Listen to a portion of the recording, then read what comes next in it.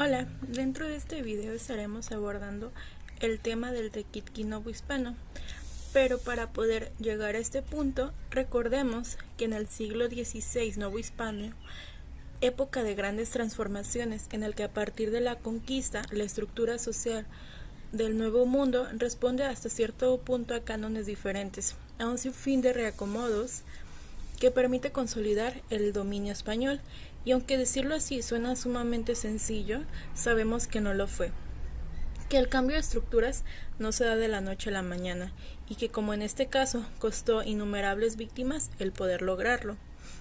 En esta tarea de transformación y construcción del mundo novohispano, la cosmovisión de los vencidos tiende a ser sistemáticamente reformada, y en este asunto el papel desempeñado por los evangelizadores es fundamental.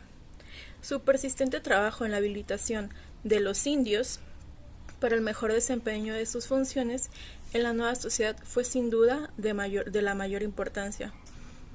Cristianizar tiene que ver con la salvación de las almas de los conquistados, lo que implica la modificación de raíz de su cosmovisión y su modo de vida.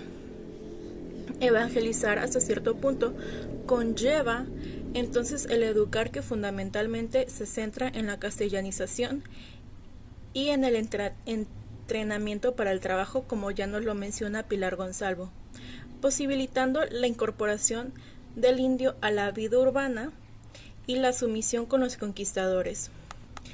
Dentro de esta transformación paulatina y sistemática de la cosmovisión de los conquistados, los frailes hasta cierto punto recurren al impacto educativo visual que provocan los frescos en los murales de los primeros conventos y templos, a la representación escultórica lograda en las portadas, pilas, al igual que las cruces atriales,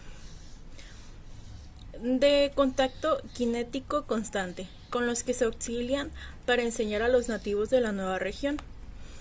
Estrategias de conversión preñadas a su vez de la gran fuerza artística precortesiana, porque el ejecutante de la obra, reinterpretando el mandato evangelizador, da rienda a su arcaica y tradicional cosmovisión.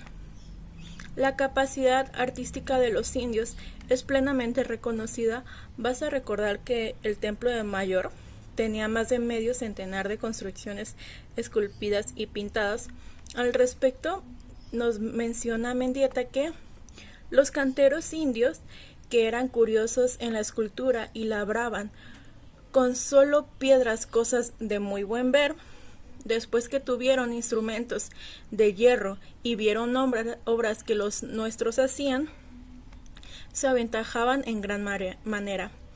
Hasta este punto estamos hablando de una gran tradición artística que para Toussaint será sobre todo escultórica, ya que la escultura es la manifestación artística más rigurosa de estos pueblos precortesianos o precolombinos, como si su fuerza solamente pudiese ser captada por el basalto para ser transmitida así a los tiempos venideros.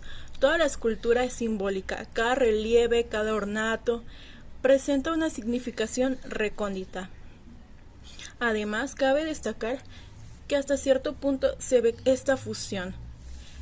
También mencionando que esta significación no del todo conocida por nosotros y que quedará plasmada en muchas obras del siglo XVI, sobre todo porque entre 1525 y 1540 solo unos cuantos canteros y albañiles españoles estuvieron aquí.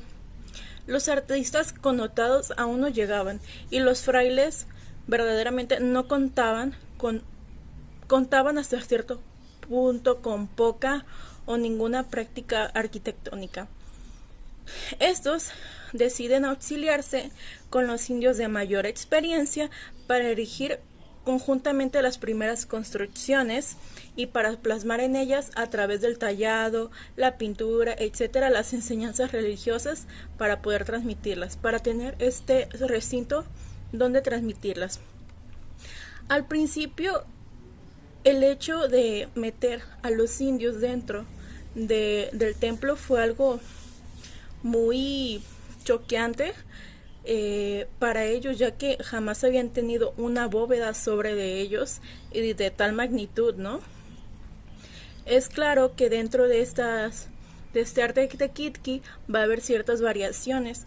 En este caso, he decidido acudir al templo de San Sebastián de Analco para poder mostrar más o menos a lo que quiero referirme con el arte tequitqui.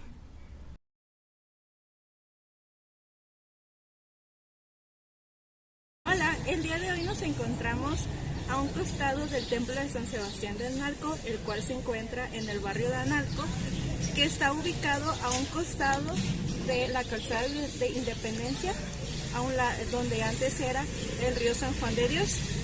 Durante la cuarta y última fundación de la ciudad de Guadalajara, en 1542, los franciscanos que se habían asentado antes en Tetlán, cerca de lo que hoy se conoce como San Pedro Tlaquepaque, por orden de Fray Antonio de Segovia, se trasladan junto a la población indígena, los cuales estaban conformados por cocas y tecuejes, al oeste de la ciudad, a lo que hoy conocemos como Analco, que significa al otro lado del río, refiriéndose al ya extinto río San Juan de Dios. Construyen un convento en lo que hoy es el templo de San José de Analco, que está un poco más hacia allá. Los cambios de esta ermita comienzan a principios del siglo XVII, cuando la población de Analco comenzó a aumentar y volviéndose en un lugar de gran importancia. El edificio recibe una serie de modificaciones que hasta cierto punto aún son visibles. Elemento como lo que hoy conocemos como el estilo barroco, que antes se utilizaba de una forma peyorativa, pero pues hoy en día ya no.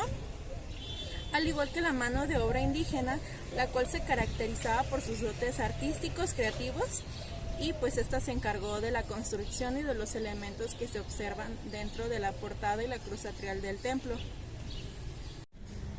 Bueno, y dentro de la capilla de San Sebastián de Analco es un templo que conserva sus fachadas erigidas en el siglo XVII. Presenta una gran cantidad de símbolos y figuras pertenecientes a las características del arte tequitqui. Aquí observamos su cruz atrial. Y bueno, tiene 3 naves. Esta es la nave principal. Tenemos la nave dedicada a la Virgen de Guadalupe y la otra que es del Calvario. Y pues finalmente en 1903 se elevó la bóveda en la nave central para colocar las 8 ventanas ovaladas. Ahí se pueden observar las ventanas.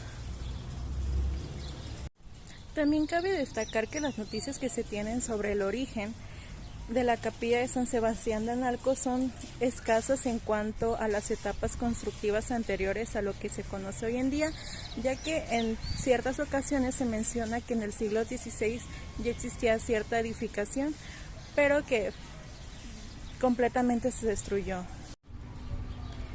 Y bueno, dentro de la hermoseada fachada nos encontramos con diversos motivos iconográficos articulados con la imagen de San Sebastián, que es la que nos encontramos en la parte superior.